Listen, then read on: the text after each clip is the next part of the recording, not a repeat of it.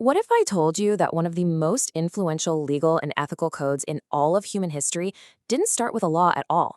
What if it started with just a simple promise? Well, that's exactly what we're going to get into. We're going to trace the story of the Hebrew covenant and see how a personal agreement evolved into a set of rules that would literally shape Western civilization for thousands of years. Okay, so to really get this story, we've got to start with the most basic question of all. What in the world is a covenant? It's a word you hear thrown around a lot, but what did it actually mean for the people at the very center of this story?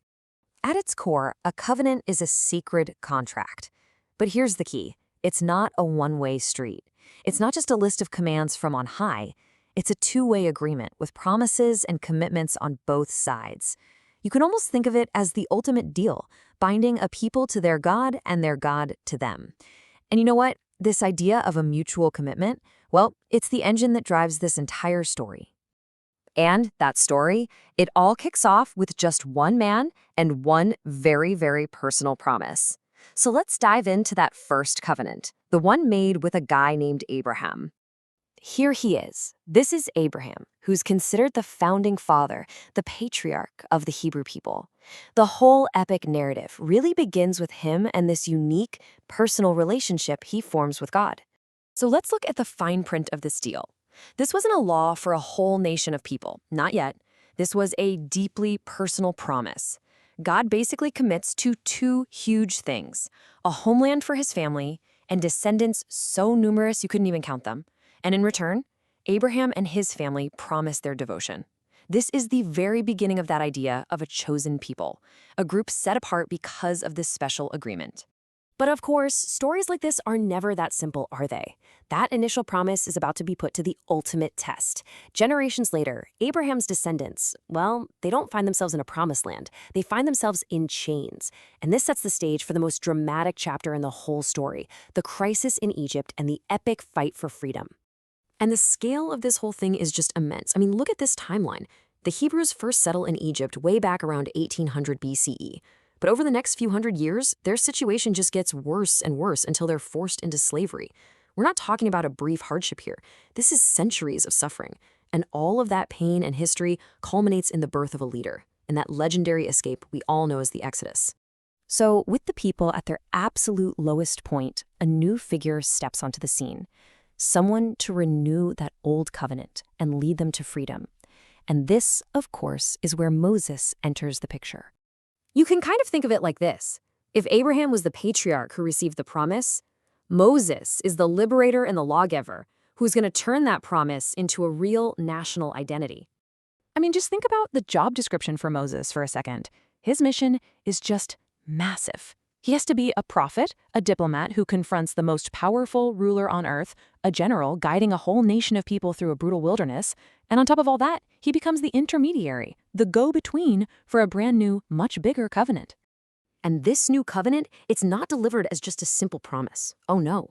This time it's delivered as a set of divine laws that are going to become the constitution for this new nation, the Ten Commandments.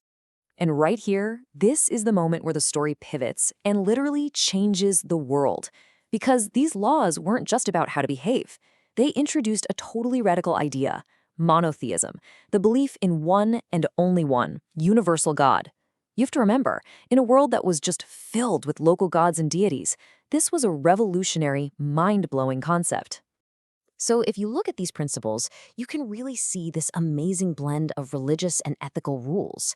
The first couple of commandments, they establish this total loyalty to a single God. No other gods, no idols. But then, boom, you get rules that become the bedrock for any civil society. Respect your parents. Don't murder. Don't steal. It's a blueprint for both spiritual life and social order, all rolled into one. So what does this whole evolution really look like when you put it all together? Well, this journey from a personal promise to a national identity that's defined by law, it's a fundamental transformation. It's really clear when you see them side by side. The covenant with Abraham was personal, right? It was a promise, and it was all about his family and getting land. But then you fast forward to the covenant delivered through Moses. Now the scope is national. The promise has transformed into a formal law, and it creates a shared ethical and religious code for an entire people. It's a total game changer. I mean, if you wanted to boil this entire relationship down into just one sentence, this is it. This single line just sums up everything. It perfectly captures that mutual commitment we talked about at the very beginning. It's the core of the deal: divine protection and guidance in exchange for obedience and faith. And if you distill that entire covenant, that whole system of law, down to its most radical, most revolutionary core, you get this single number: 1. In a world that was teeming with countless local gods, the Hebrew covenant introduced this profound belief in a single, universal God who governs all of humanity through one moral law. Which, of course, leaves us with one final thought to chew on. I mean, these events took place thousands of years ago, and yet the principles laid out in this covenant, ideas about justice, morality, the rule of law, they're woven so deeply into the fabric of our world today. So the real question for us is, where do you see the echoes of these ancient laws playing out in your own life?